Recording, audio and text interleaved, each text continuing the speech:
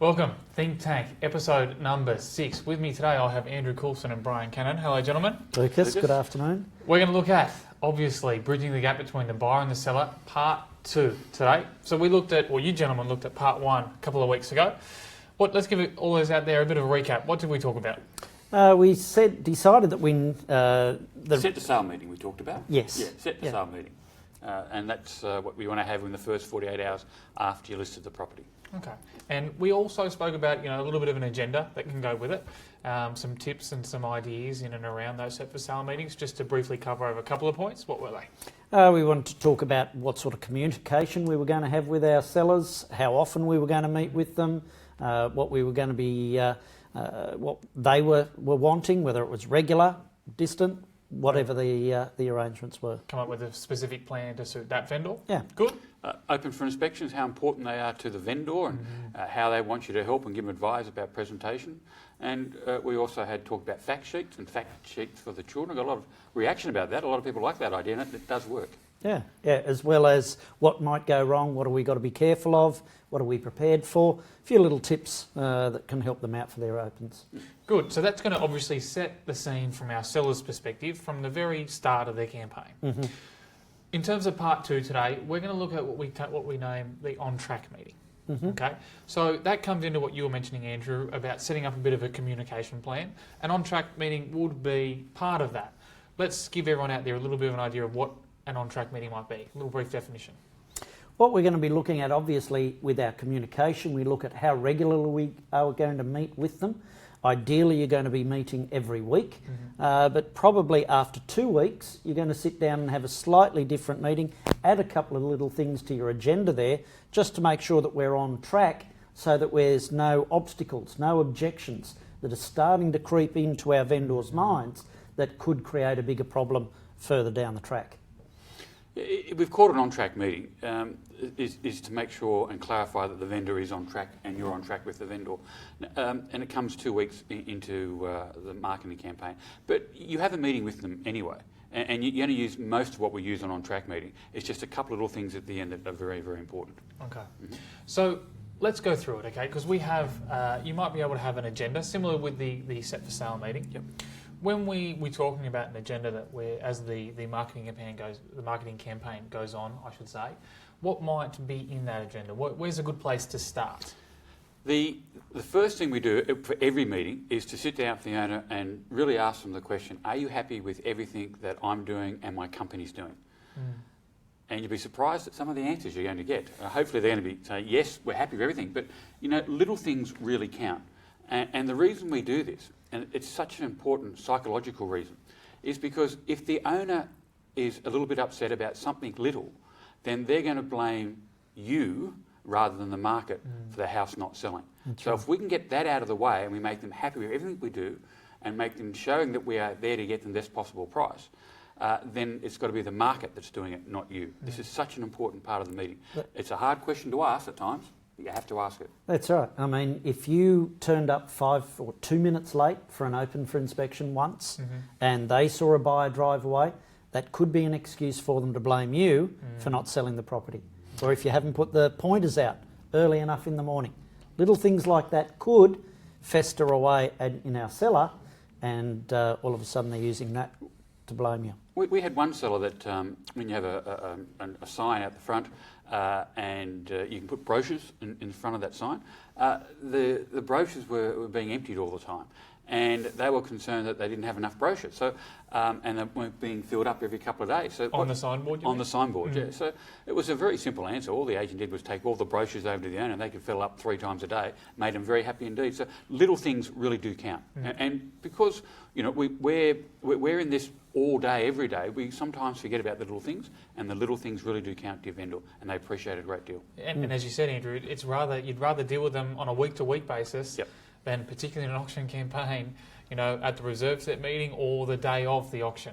So you want to get those, overcome them which any way you can throughout the course of the campaign. So certainly a good way to start is to set the scene and ask how happy they are, and is there anything we can do to certainly meet any objections they might have. Exactly right. And it breaks the ice, means everybody's now on a level playing field. Now let's move forward to get the result that we're all looking for, the best possible result. So then we move into the feedback what's been happening, and you give a bit of an activity report on how many internet hits, how many people coming through, Contracts, best in buildings.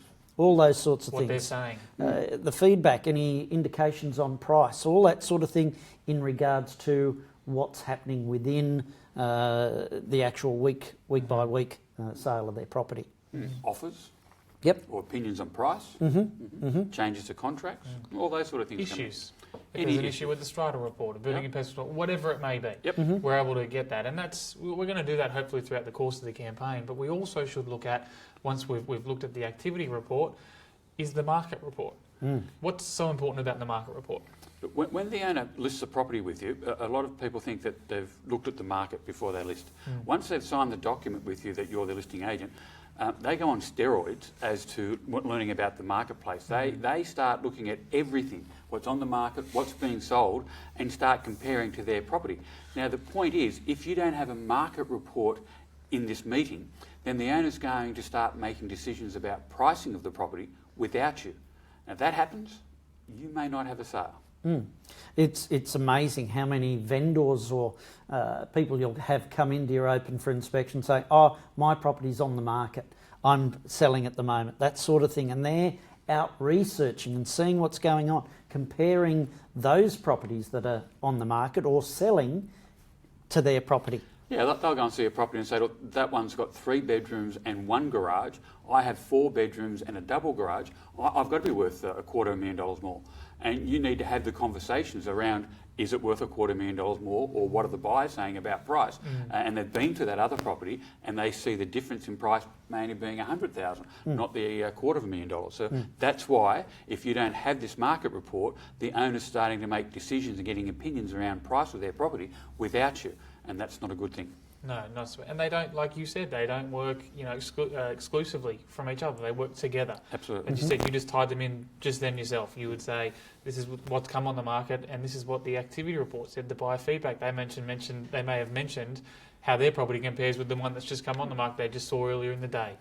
Yep. The market report is what's come on the market, what other competition has happened, and what's been selling, and how long is it taking to sell. I mean, it's really talking about the marketplace, the demand, and other properties in competition, and what has been sold and at what price. Yeah, Very important. it's all keeping us focused on the prize that we want, getting the best possible result for them, and we're keeping them on track as far as focused on what's important for their property and not being distracted by what else they can't influence. Exactly right, and really focusing on the market rather than anything else that may be emotional. We really want to help them get rational as much as we can. Do you guys, obviously, is the better place to hold it at their property each week? Is that a good idea, or is it maybe better to do it at our office? What are the pros and cons? Yeah, well, we mentioned it last week. Look, we like the idea of having it in your office. It's a business transaction. If you can get the owners to come to your office, they'll feel like more of a business transaction, and hopefully it might take a little bit of emotion out of that. You've done your set to sell meeting, usually at their home, your second listing meeting. You can do that in the comfort, but that's where we set the guidelines of, okay, here's how this transaction's going to shape out. We're going to do meetings. We'd like to do that at your place. Get them through, show them the information. Much better to do it at their place. Next on the agenda, we might bring up is strategies. Okay, not every time a campaign works according to plan, and week 1, week 2, whatever it may be, we might not get the interest we were hoping for. So when we're talking about strategies with the owners, how do we handle those sort of conversations? If the campaign isn't going as well, which normally means you're not getting as many people at the opens as you would like, the owners are going to bring that up with you when you ask, are you happy with me and my company and what we're doing for it? They're going to say, well, we're really concerned about the number of people coming through. That's going to come up when you ask that question, and you're going to be able to answer, say, so am I, and I've got some strategies around how we're going to improve that over the next 2 weeks. So this is 2 weeks into a campaign. Now, we're talking more of an auction campaign, a 4-week auction campaign. You can use this in private treaty as well, the same concept, but we're saying with an auction campaign 2 weeks in, the on-track meeting is really important. If we're not having enough people through, then we need to change strategies to get people through. It's important that you're demonstrating to them that you've got the skills and ability to be able to achieve the results that they're looking for. And so through your skills, you're enabled to interpret, okay, this hasn't worked, so maybe we change direction and market to a different area, or we change the style, or we change the photos, or we might do some things to bring in some different buyers. You've got their best interest at hand, and that is to get the best possible price. And the only way we're going to do that is by trying to get more people through and convert them into being a buyer. And that could be changing it from a seller's ad to a buyer's ad. And we explain that on a video that we have in our CPD at the moment. And you can go online if you haven't done your CPD and do that. But a buyer's ad to a seller's ad will attract more buyers into your property. And it's also important to note, where the break in the chain is. We spoke about, marketing and advertising might be where the problem is. But there are times when that's working. We're getting lots of people through the opens, but no one going to that second inspection stage or even making an offer, or maybe there's a problem with the building in PES or the strata. We work out what it is, and then we can have a strategy to handle that in order to get the price and get the result that they want. And like you said, the idea is you want to show them that you're trying everything that you can, because the definition of insanity is doing the same thing over and over and expecting a different result. Absolutely. We don't want them to come up at the end of the program and say, well, you could have done this or you could have done that. We need to approach that at these on-track meetings to be able to say, well, we've tried this, we've done that, we believe this would work, and you've given everything. What else could we do to achieve this? What are we going to do differently if it doesn't sell that we haven't already done that might get you an extra 30,000 or 40,000? If we've exhausted everything, we've done everything we can. You want them to come up and say, after the campaign, you've done everything you can to achieve us the best possible price. That's the attitude you want the owner to have. Yep. And that's why you've got to ask that first question to get everything out on the table, make sure we're on board. That's why it's called an on-track meeting. And what you said there is really important, Andrew, is that if they're not specifically happy, is you can look at their motivation, can't you, again? Ask them what their plan B is if things really aren't going that well, and they're saying, well, you can carry me out in a box before I leave this place. They say all those sorts of things. Yep. Yeah. This is where it's Not gonna give it away. important. Not going to give it away. Once we've gone through the marketing report, the activity report, all that sort of thing, it's a wonderful opportunity for you to do a trial reserve set and say, where are you now? If the auction was tomorrow, what would your reserve be? Much better to do that after 2 weeks and make sure we are on track rather than doing it 2 nights before the auction and finding their expectations are a little bit beyond what we thought. So do that trial reserve. If we can see, yes, their expectations are in line with where we'd like them to be, we're good, we're on track. If they come up with something different, well, then we examine, what's your plan B? What are we going to do? Yeah, plan B is their motivation. Yeah, and motivations can change. And you need to take them back to why they were selling in the first place, and making sure that they understand that this is where the market is at the moment. We've got the opportunity of selling it. I can't give you a price as yet.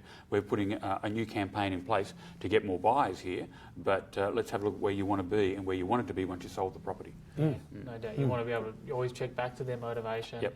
And it's, sometimes in a difficult campaign, they might not necessarily realise, from the one on-track meetings, it might take them 2 or the 3rd to start realising it's the market. You've got to be prepared for that. There's no doubt about that. But you can use that trial reserve set. It's all part of this communication that we've set up. The more that you talk with them, the more that you explain it, and they're on side, they're following you through the process, you'll get to the right finish line. Most certainly. So we're going to start with, are they happy with the campaign? We're going to have an activity report, a market report. We're going to look at strategies. And then we can do a little bit of a trial reserve set, or even an offer if it was a private treaty. What might be, the offer they'd be willing to sell? That's if right. we've got one. And then we conclude the meeting by everyone coming to an agreement of where we're heading. Yep. And then we're going to review how we've gone in our next meeting, which is in 7 days' time. And create that plan of attack, so everyone's on the same page in that regards. Absolutely. Now, when we're talking about bridging the gap between buyers and sellers, we can certainly look at the sellers, particularly who might have high expectations, and hopefully trying to bring them in line with the market. But we've also got buyers. Yeah. As well. We need them. I love the scenario an agent once painted where when you bake a cake, You don't just throw all the ingredients in a bowl and then put it in the oven, turn it on, and hope that you're going to get the result that you're looking for. We've got to get the oven at the right temperature and set that up right. We're going to have the ingredients in the bowl correct, being the buyers and the right motivation and that sort of thing. So when we bring them both together, you get the results you're looking for. So that's why it's important to work with your buyers. It's very, very hard to turn up on auction day and ask the buyer to do something if you've built no relationship with them. How many cakes have you cooked lately? Oh, I tell you, I'm a whiz. Come over, come over. So how do we build this relationship? Because, you know, in previous years, you know, without a database and without the internet, the relationship between a buyer and an agent, and even agents in an area, was very, very different compared to how it is nowadays. So what can we do to get the buyer, show the buyers that we're actually trying to help them as much as we can? Well, the first thing is, why are we doing this? Well, it is going to help bridge the gap, but also the person that buys the home is going to be a vendor some way down the track. So you want to build the rapport with them anyway. So when they do want to sell, they are going to come back to you. And that hasn't been happening sometimes, and that's been upsetting some agents. And so we want to build this rapport with them. So we have this buyer meeting to help them purchase real estate. Yeah, That's what it's about. You just go through with them. Have you got a strategy for your auction? Have you got a strategy on how you bid? Can we pre-register you so that you're set and ready, then come along and watch what happens? Maybe introduce a staff member so that they've got to know somebody else in the team that they can work with to help them get the result. Show them that you're not working against them, that you're also working with them to get the result that we're all looking for. Yeah, so let's go over some of those points in a moment. But you know, you can offer buyer meetings. That doesn't mean everyone's going to take it up. Okay, you know, so don't get upset if they don't. But a lot of people will. You know, if you've been to an auction, you've bid at an auction, I don't care who you are, it's traumatic. You know, you get nervous. It is stressful, yeah. So to get help from a professional who could be on their side, I mean, you know, we're here. I want you to buy. You want them to buy. You know, you tell them that I'd love you to buy it. So let me give some strategies around here how we can do that for you and help you. So the first one was the tactics at the auction. What tactics would they have? And some people are going to say, oh, I'm going to wait. Well, that's not going to help you buy the property. No. We often demonstrate how the first bidder takes control, usually will end up being the last bidder. But they won't believe you if you just tell them that story and not built any trust earlier. That's right. You can even, you know, take out old bidding sheets and show a couple of auctions, the last 3 auctions, how they've unfolded, and particularly if that is the case, if the first bidder ended up being the eventual purchaser. So it's important, again, just to teach them that they can take control of the auction. That's the important part. Buyers can take control, and by making the first bid and making it with a lot of confidence, that can put other buyers off. Yeah, we know a buyer's agent will turn up, usually be smart dressed, stand at the front of the auction and take control. As soon as somebody else bids, they'll come in quickly. They're taking control, and we can help our buyers to get into that scenario. Absolutely. And we can also help ourselves in these meetings as well by saying, you know, particularly if they haven't bid ever or in a long while, you know, set themselves up. How are you planning on paying the deposit? Okay, are you doing an electronic funds transfer? Well, what is your daily limit? We should be looking to set that up before the auction so there's no problems for you come auction day. Yeah. So, you know, it's nice to have a buyer meeting face-to-face. Sometimes it's nice to have it face-to-face and invite them and give it a private inspection before the auction. But sometimes you can't do that. You can do them over the phone as well.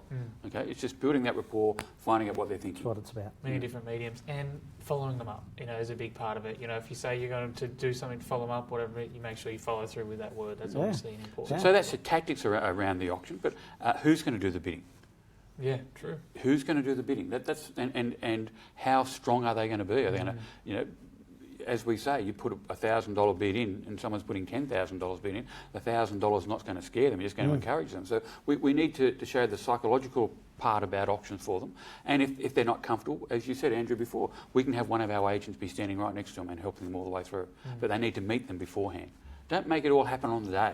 It should be building that rapport and meeting them beforehand. I think so. I mean, you're even able to formulate an idea of what's going to happen come auction day before you get there, because you know exactly where your owners are, where your buyers are, how big the gap is, if it is, and the likelihood of you're going to be able to bridge it come auction day, or how close you're going to get. One of the questions you ask them when you're having these buyer meetings, where would you like to see the auction start?